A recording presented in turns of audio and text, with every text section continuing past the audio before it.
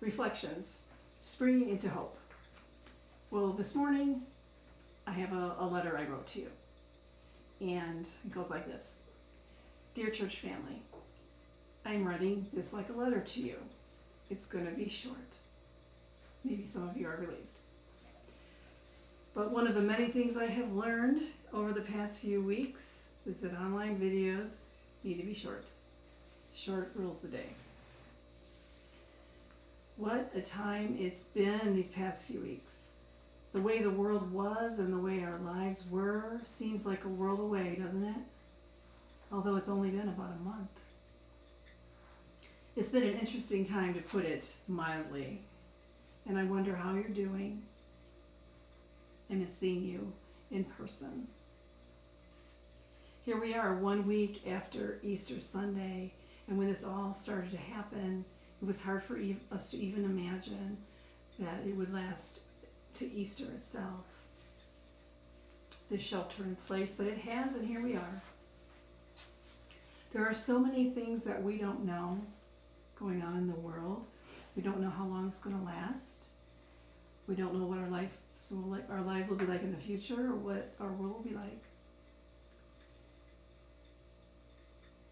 And as we figure out and try to understand, get our heads around what's going on in our lives in the world, which is kind of pretty, not real easy, if not impossible right now, we're learning and living a lesson about so many things. And a couple of them is that so many things are out of our power. But you know what? They always were. We're living in a time and is that things are changing so much. Like the whole world is different, yet the same, but different. But you know what? They've always been changing. It was the Greek philosopher Heraclitus of Ephesus who said so long ago that change is the only constant in life. That can be a hard thing to deal with. It's hard. Hard to deal with change. The ground feels like shifting sand, and seems like the news and the reports are, they change, and there's always breaking news. So where is our solid ground? Where do we have some control? Well, as faithful believers, our solid ground is God through Jesus Christ. We also have the power to choose our thoughts. We need to be careful with our thoughts and what we watch and expose ourselves to. We need to be informed, but we need to be careful, because our thoughts are mighty, and in many ways they create our lives and our reality. We have the power to feel our feelings. I'm a big feelings person, and I mean every feeling, from the harder, we call harder ones, to the more easy ones, but sometimes like joy and happiness are scary too. We have the power to look for the positives in any situation. It is, we don't have to to look for the positives, even if we're having a hard time, and sometimes those are really hard to find.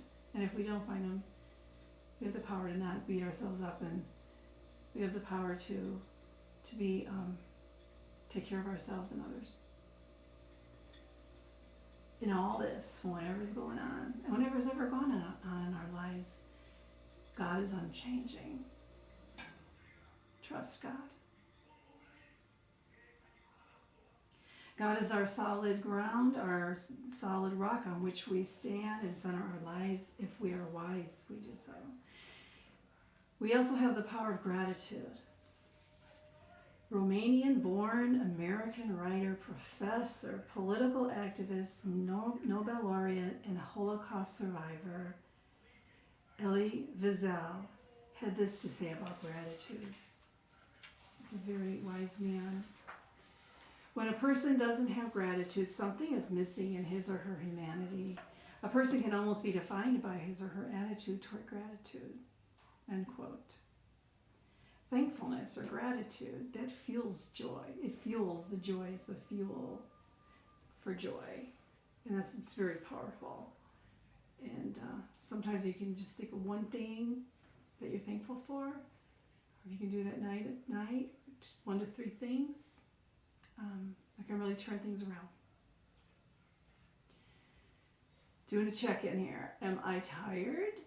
Yes, I'm tired. As you are, I'm sure. Am I unsure of what's going on and don't know? Yes, I am. You bet. Am I sometimes sad? Oh, yeah. Oh, yeah. Like I like to say, we're all in this soup together. But there's a hope that arises, that springs forth when I witness certain things. And do you see this too? When you see all the strength and caring of humanity, that the hearts are everywhere, people putting them on their windows and everywhere. The devotion to others, the earth is healing, the animals are having a great time out there, enjoying the earth. And I think also the humor that is part of all this. There's hope that springs up when I see spring springing up all around us. There's hope when I see all the good stuff that's coming out of this difficult situation. And I pray that when we come out of this pandemic, and we will come out of this situation, we will, that we keep what's best about the way things were and incorporate what we've learned in this time. Because if we do this, we will be better than ever. In the midst of everything and anything, it's helpful to remember to trust God. And I feel like I need that reminder a lot, along with a lot of other reminders that God loves you. God loves you. Trust God. Trust God. Jesus tells his disciples in today's scripture, he tells us, because they are like us, they are hunkered down and scared behind closed doors, not knowing what's really going on. And he comes into them and he says to them, peace be with you. He wants them to have peace, and he wants us to have peace too. And Jesus says this to us today, peace be with you. No matter what the storm, peace. Peace be with you.